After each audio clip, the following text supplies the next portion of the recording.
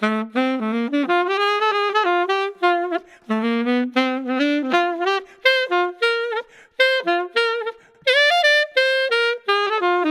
2016, the Neighborhood Tourist Development Fund of the Office of Culture and Creative Services supported 152 activities. This amounts to over $1.5 million in support of one-time events or a series of events. Let's take a look at some of the exciting activities that are happening throughout the city.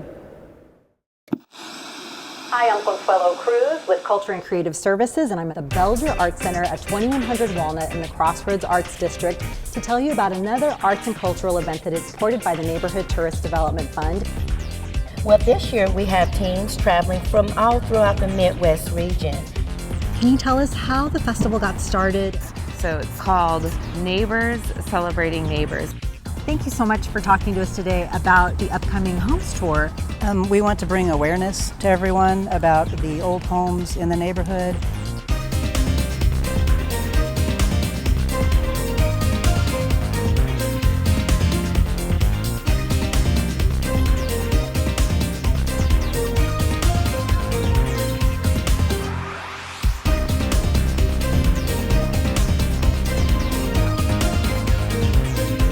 In the neighborhood.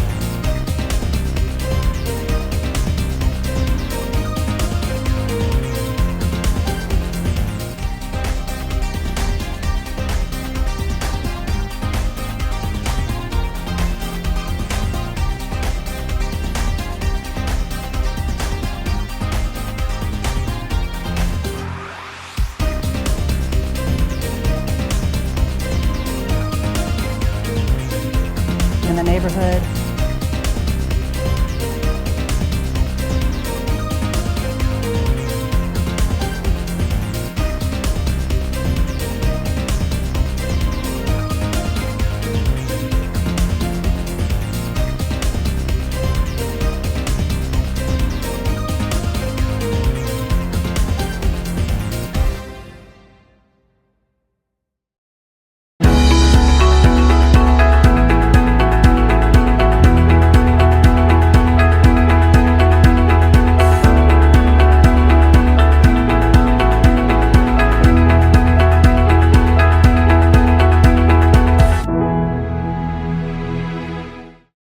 Thirty-6% of third-grade students nationally suffer from below-average reading skills. But with your help, Turn the Page KC is working to reverse that trend right here in Kansas City. Reading comprehension is one of the strongest determining factors of future success, and children who are above average by the end of third grade are 4 times more likely to graduate high school, significantly improving their lifelong learning and their earning potential. Share the world of reading with a child in your home and in your community with Turn the Page KC.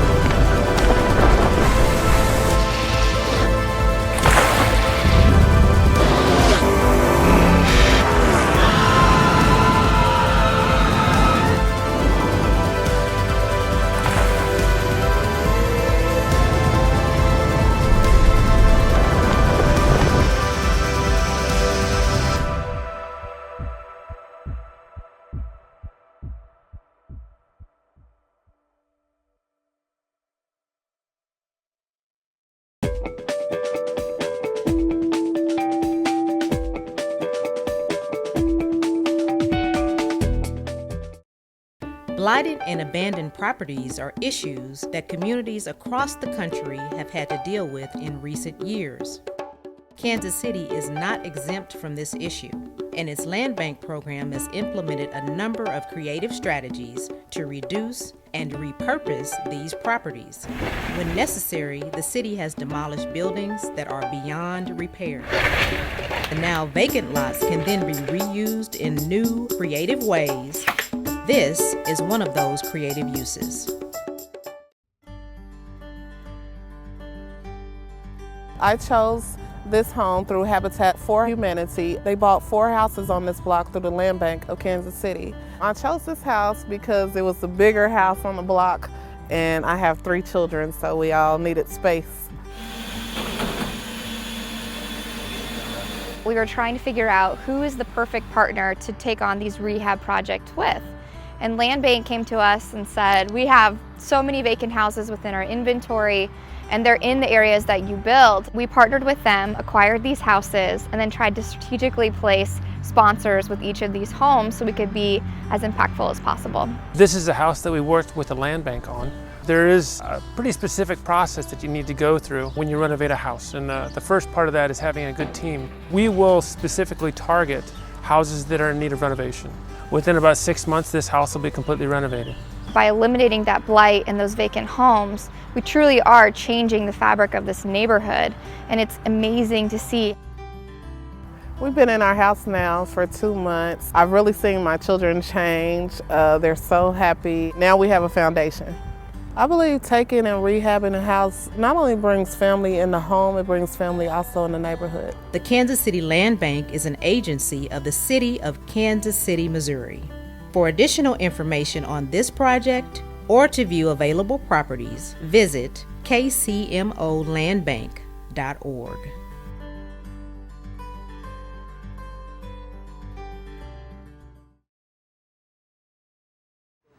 Hello, we're here at Lakeside Nature Center today, and we're getting to do something pretty fun here in Parks and Rec. We are having a controlled burn. Every year at Lakeside Nature Center and the other parks, some of the other parks around the area, like Jerry Smith and Minor Park, we do this controlled burn. What it is, we have remnant prairie that we've been working on for a very long time to bring back into Missouri, and every year we have to burn it.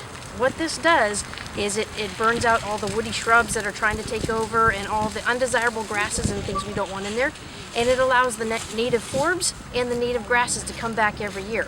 Now what we're striving for is, like I said, the native prairie that we've lost most of it in the state. So we have these small patches around Kansas City that Parks and Rec has helped rebuild, and with the help of Missouri Department of Conservation as a partner, we burn them every year. It's kind of fun to get out here and just be out in the outside and have some fun.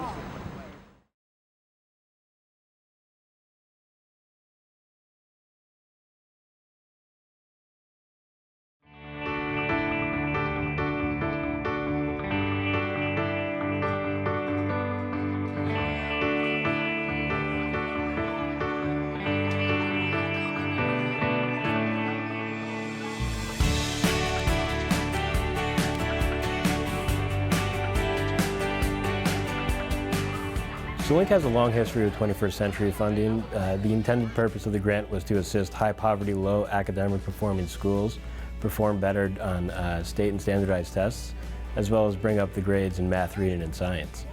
And LINK has provided well-rounded activities through this grant with a heavy emphasis on STEM. We currently have 3 cohorts encompassing 17 sites across 3 districts. I believe we have around 2,400 students attending our programs daily. When I think of 21C, I think of opportunity to see another aspect of life, to another aspect of learning, of things that they would normally have had in the past. It's the fact that if they learn chess, that they also do better in school and planning and even organization skills because of it. When you start to see engineering, or when you start to see photography or whatever it may be, you then can say that might be something I want to do. When you try new things, you might say that's something that I can do. So it's a career readiness for in the future, having if you dabble in everything, you can kind of decipher what you want to do later on in life. It's been awesome to me because it's kind of fun, because like today we have cool crafts and other programs so we can learn how to make crafts and arts for our families and friends. like computer and stuff. Like I never thought I would learn like so much about a computer because I'm just always so social. At first, I wasn't thinking about drumline or doing cooking when I got to middle school, but he had talked to me about it. He was like, well, if you try new things, then maybe later on in your life, you might not get to something that you wanted to do, but you can always fall back on something. For every aspect of learning, we have something to meet those goals. Those kids who are more hands-on, we have cool crafts. Those are who like to grasp things intellectually. We have robotics. The basis is STEM, but it can revolve around anything as long as we can include technology or one of the other elements into it. And we try to focus on things that will teach them some base skills for future skills and maybe even a college degree. So, I mean, it's fun for them and it improves their grades incrementally, so it's a good deal.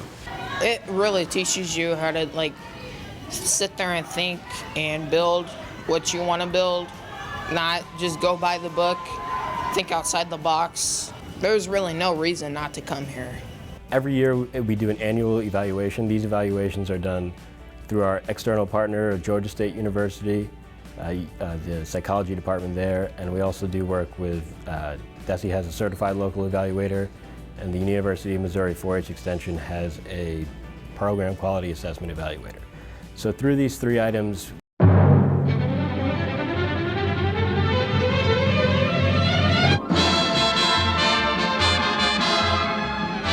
what comes to mind when you think of Kansas City? Jazz? Barbecue? Baseball? Sure, but Kansas City has a motion picture history rich with Hollywood ties.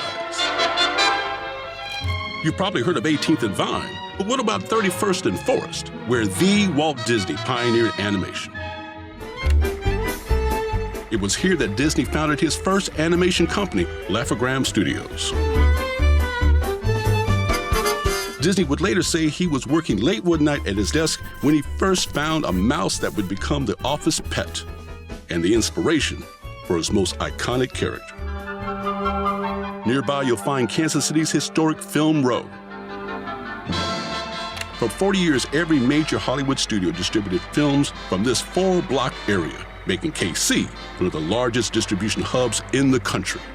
These buildings still stand as a symbol of our movie heritage.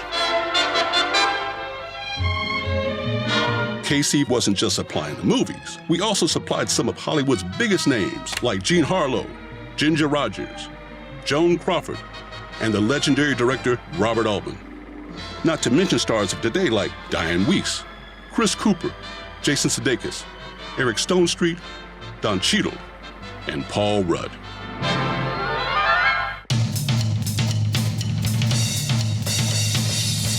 Today, the city's film ties continue. More filmmakers than ever are choosing Kansas City to bring their visions to life, making KC an up-and-coming destination for independent and studio productions. And now, you can experience it all with KC Film's tourism program. Take in the sights and sounds of Kansas City's cinematic history. Get started at visitkc.com/film tourism.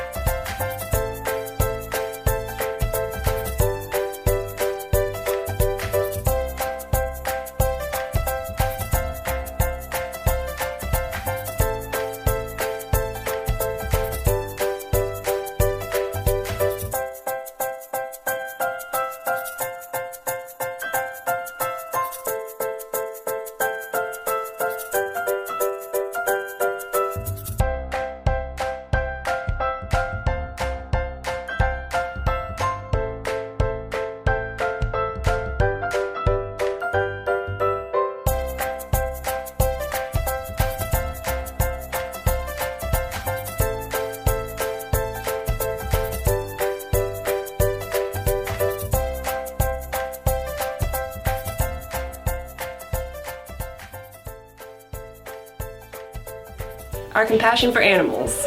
We have such an engaged network of followers through social media and all over Kansas City that share our pets every day, and I'm so thankful to all of them that help our pets find homes. No matter what kind of mood I'm in, if I'm sad or happy or whatever, the dogs can always make me laugh. Hashtag KCBP is compassionate. We give a lot of animals an opportunity who would have never had that chance. Getting to send these guys to loving homes. Our work makes a difference. All of the people I work with. Compassion and empathy for people is a valued skill. It's like, where else do you go work where employers say, how much do you care about people? Sending animals to their forever homes. Getting to work with the cats all day. Seeing the dogs that come in that are scared and feel fearful, that we are able to rehabilitate that. Working alongside so many other people who care about Kansas City's homeless pet population. Saving lives!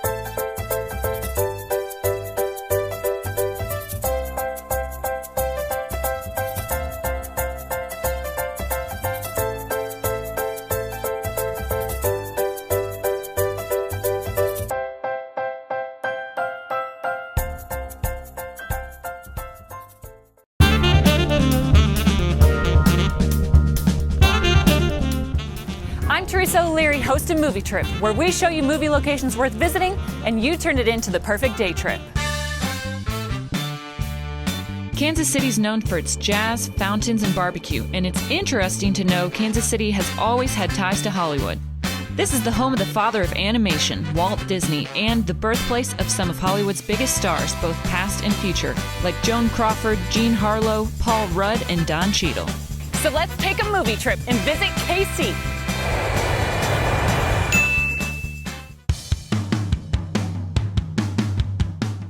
We're not on Hollywood Boulevard. This is Kansas City, Missouri. We're in the Crossroads Arts District, where you'll find boutique shops, one-of-a-kind restaurants, creative businesses, art galleries, and studios. KC's Film Row District was the distribution hub for every major movie studio in Hollywood. Hollywood needed a more centralized distribution point to ship films nationwide, and Kansas City was a natural choice. I'm at Union Station, the heart of Kansas City. When it opened, it was the second largest train station in the United States, next to New York City's Grand Central Station. It's hard to believe Union Station almost faced the wrecking ball, but lucky for us, Robert Altman's Kansas City inspired a local campaign to renovate this historic landmark. I remember there were scenes from Altman's Kansas City at Union Station, and I remember before they did that, that production kind of refurbished half of Union Station, and I think was a great motivating factor for then doing something with Union Station. I remember growing up my whole life, my dad saying, I wish they would do something with Union Station. It's historically significant and it's beautiful. Today, it's a thriving entertainment and cultural hub with restaurants, events, and museums. And yes, you can even still catch the train here, just like in the movie. Across the street's one of Kansas City's most visible landmarks, Liberty Memorial at the National World War I Museum. Let's go! Liberty Memorial was featured and reduced to rubble in The Day After, which follows families the day after a devastating nuclear holocaust hits the United States. To this day, the film's the most watched and highest rated TV movie of all time. In real life, the memorial and museum are still standing and host to one of the largest collections of World War I artifacts in the world. And it's one of the top-ranked museums in the U.S. Liberty Memorial was featured in the film Article 99 with a cast of rising stars: Kiefer Sutherland, Ray Liotta, Forrest Whitaker, Jeffrey Tambor, and Leah Thompson.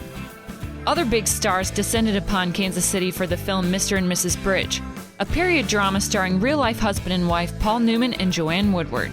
The film's opening scene takes place at the Arvis Bank Theater at the Midland, where Kansas City native and future Hollywood funny man Jason Sudeikis made his film debut as an extra in Mr. and Mrs. Bridge. My mom heard that it was being filmed. We went down, and we must have filmed it, I'm guessing, at the Midland, because that was like, era appropriate. We got to skip school, me and my sisters, and do a day of being extras, and it was like, I got to wear like a little like 1940s suit and a fedora, and we just hung out. This historic downtown performance venue is a great place to see concerts and plays. Next time you're here for a show, you can appreciate it even more. Speaking of shows, let's visit the Film Vault at the KC Downtown Library. I'm here at the Stanley H. Durwood Film Vault, where the Kansas City Downtown Library shows films. The vault was used as a location in the movie back when the building was still the First National Bank. You can visit here just like Paul Newman and Joanne Woodward did. But now you can watch movies like Mr. and Mrs. Bridge. Now we're in the historic 18th and Vine Jazz District. Home to the American Jazz Museum, the Gem Theater, the Blue Room Jazz Club, the Mutual Musicians Foundation, and Negro Leagues Baseball Museum. Before the integration of baseball in the late 1940s, black ball players competed in the Negro Leagues. KC was home to one of the most popular and successful teams, the Kansas City Monarchs. The film 42 is about the life of Jackie Robinson, who broke the racial barrier in Major League Baseball. 42 and films like Bingo Long feature the Negro League experience, whose rich history is captured beautifully in this must-visit museum. When you visit the Negro Leagues Baseball Museum, you'll hear the familiar voice of James Earl Jones, who starred in movies like Bingo Long, Star Wars, and Field of Dreams. And just across the way is the American Jazz Museum. Jazz greats and KC natives like Charlie Parker, Lester Young, and Count Basie got their start playing into the night for the city's who's who. KC's music history was the inspiration for movies like Robert Altman's film Kansas City and Clint Eastwood's Academy Award-winning biopic Bird, about the life of Charlie Parker starring Forrest Whitaker. I remember going, and just trying to walk down the streets of what he was, because you gotta understand, when you're playing a part, you're trying to absorb the energy. So I think it was the energy of Kansas City that I was trying to understand, to be able to put it inside of my body, so that I would be walking with that energy throughout the movie. And it's a kind of an intangible thing to say you learned, but it's something that if I try to recount it, I can feel it in my blood, And I think that kind of influenced all of his music. His experience influenced everything that came out in his horn, and that was one of the things that I was trying to understand, that feeling of experience that he would have there, and how I would express that later came in the film itself. This area was also party central during the 1930s, as captured in Robert Altman's movie Kansas City. You can even still see some of the building facades that were created for it.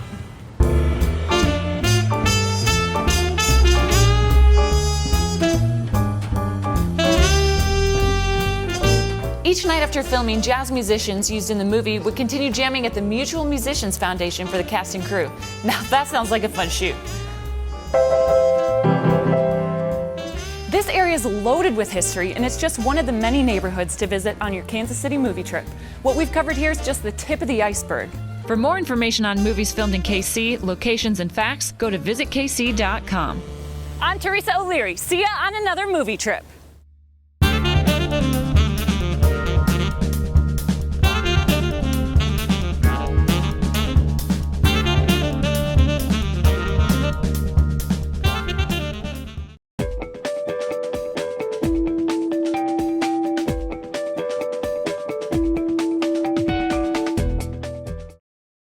Blighted and abandoned properties are issues that communities across the country have had to deal with in recent years. Kansas City is not exempt from this issue, and its land bank program has implemented a number of creative strategies to reduce and repurpose these properties. When necessary, the city has demolished buildings that are beyond repair. The now vacant lots can then be reused in new, creative ways. This is one of those creative uses.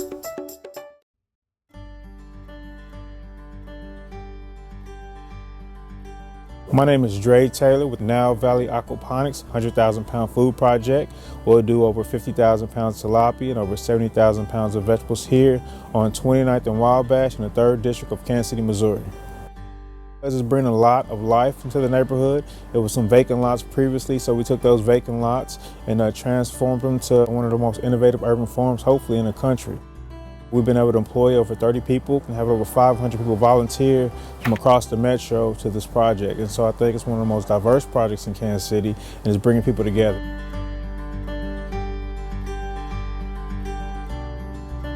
We have a free community garden outside of our fence. It's 4 foot wide, 172 feet long. We have people come all throughout the day and get free healthy vegetables. A lot of the times we don't see the people to come get it, so we're feeding people we won't even know. It's one of those things where we try to give back to the community. The Land Bank's been very important and very supportive of our project here. Hopefully we can do some more with Land Bank and work with them and create a partnership. The Kansas City Land Bank is an agency of the City of Kansas City, Missouri. For additional information on this project or to view available properties, visit kcmolandbank.org.